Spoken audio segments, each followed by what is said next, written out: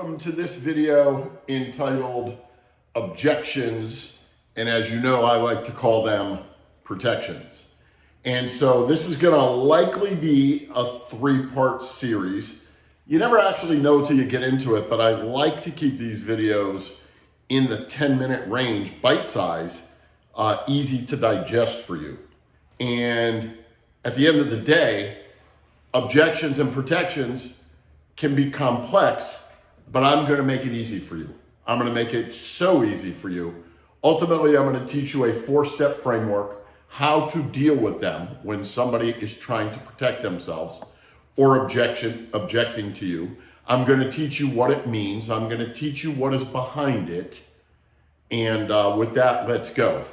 So for starters, we have here objections or protections. Now, it is so important that you understand what these are, because if you don't understand what they are, you are going to start to formulate beliefs. And one of the most dangerous beliefs that I have seen in the game of sales is that buyers are liars. And it is just complete bull. It's just not true.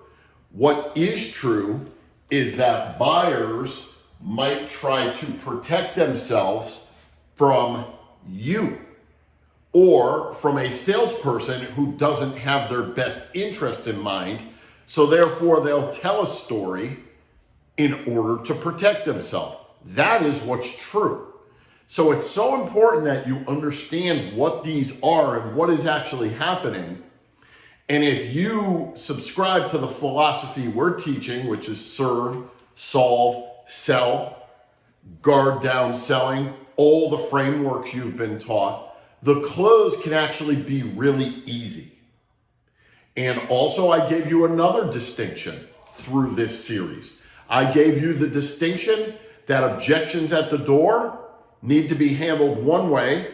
Objections in the close, it's just a little more complex, but it's basically the same thing.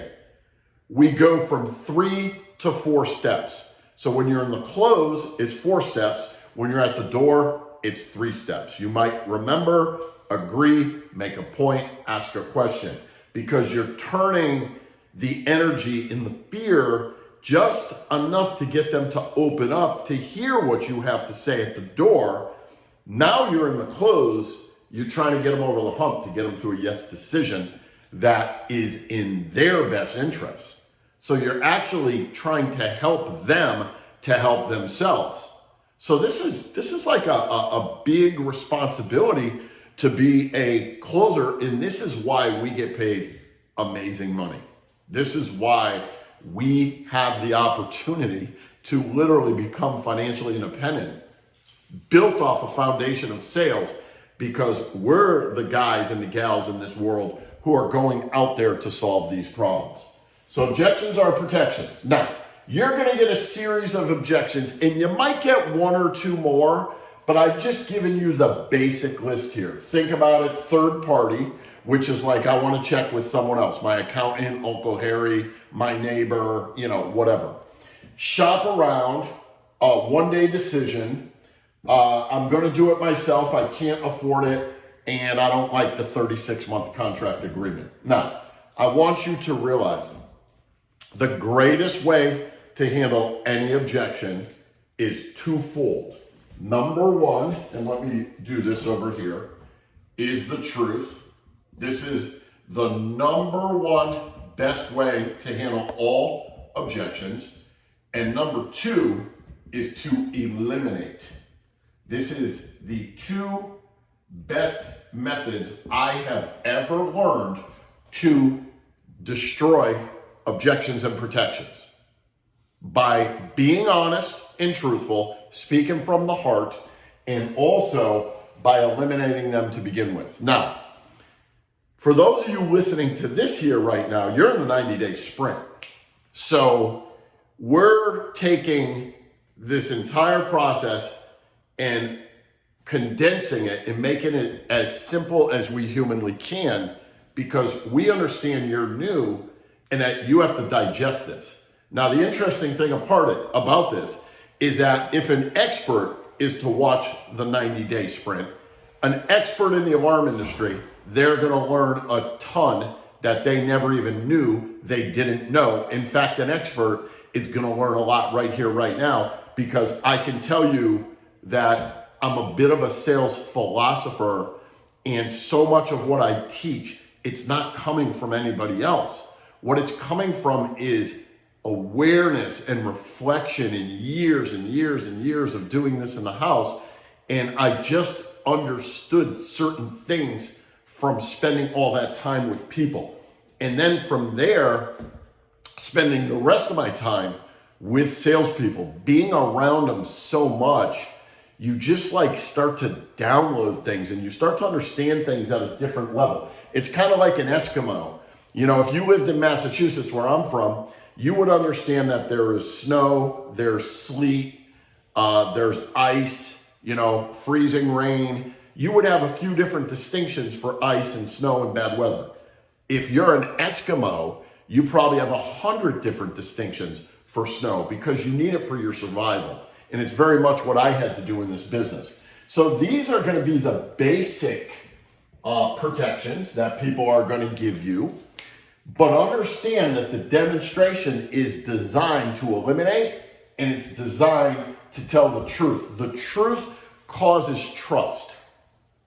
Okay, the idea is for them to get to know you, like you, trust you, obviously. So by telling the truth, it ultimately gets them to trust you. By being guard down, it gets them to like you. By being authentic, it gets them to know you. And if they know, like, and trust you, and you have a solution to their product, they are buying it from you. It is that simple.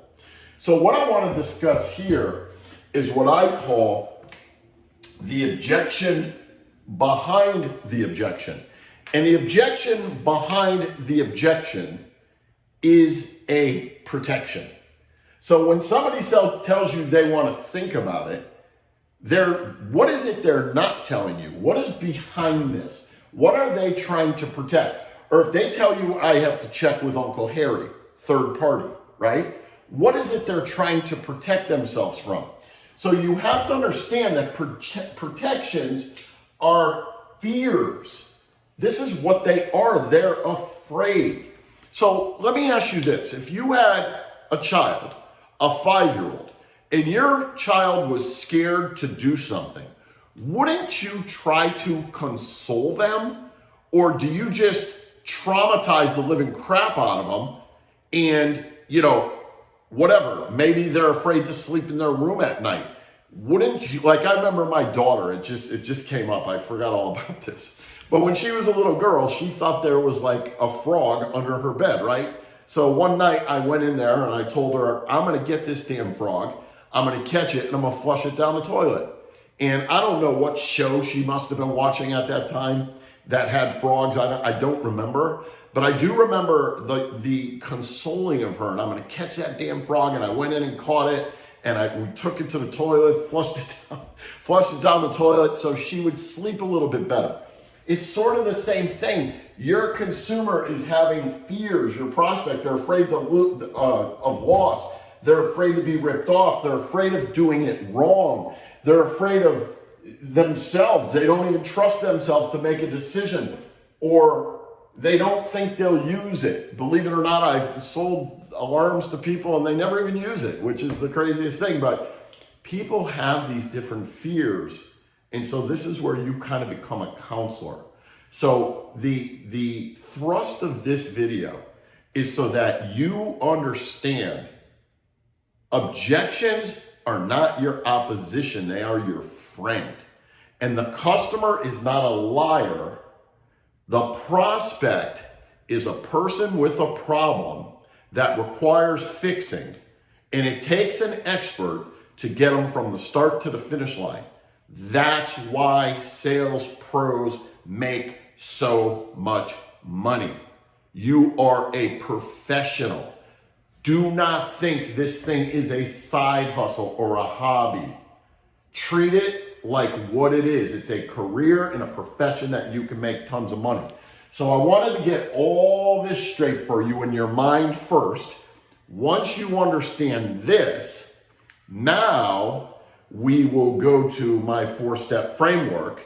And then when I'm done showing you the framework and how the framework works, I will actually start to get into these objections, and I will show you a whole bunch of different ways to handle it. And the plan is that we actually have a script book to overcome and deal with protections, so that you also literally have a book with our best practices for each of these protections. But you've got to understand the philosophy and the idea behind them first. The customer is not your enemy, they're your friend. You don't need more money, you need more people. So treat those people like a professional hotel would. You are in the hospitality business of taking care of people, of serving people, and watch what comes back to you. When you plant seeds like that, seeds of value and contribution and service, watch what you reap as a reward. I'll see you on the next video.